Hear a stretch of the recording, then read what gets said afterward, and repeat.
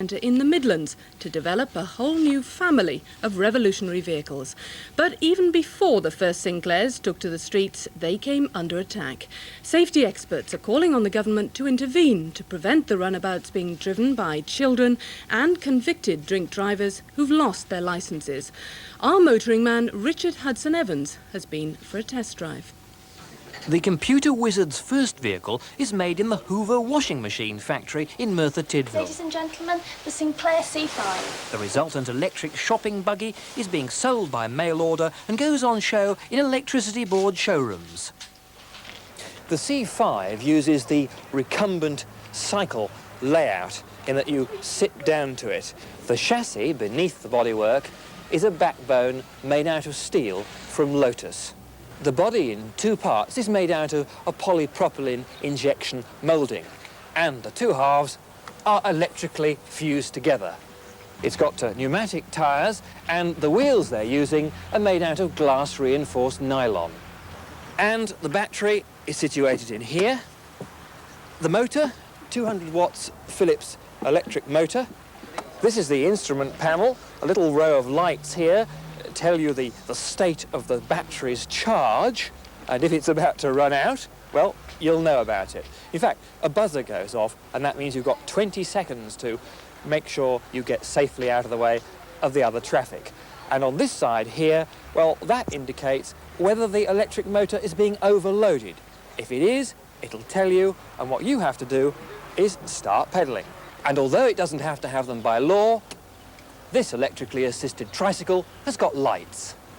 And it's good for 20 miles before you have to recharge.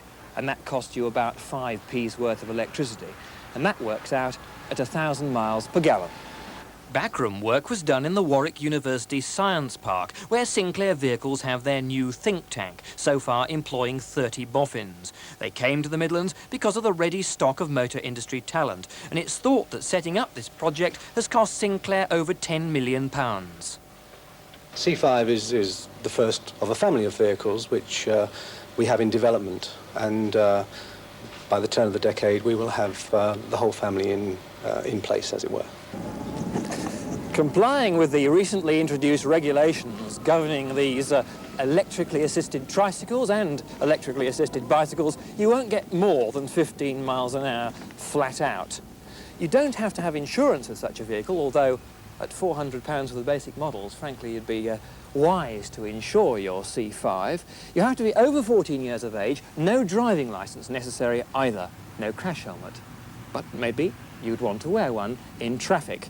The British Safety Council are worried, though, that 14-year-olds can drive this doodlebug without a licence or belts, and Shropshire MP Warren Hawksley has raised the matter in the Commons. If somebody were disqualified for drunken driving, for instance, they could probably use it to come back from the pub after having been disqualified quite legally, and that causes me great concern.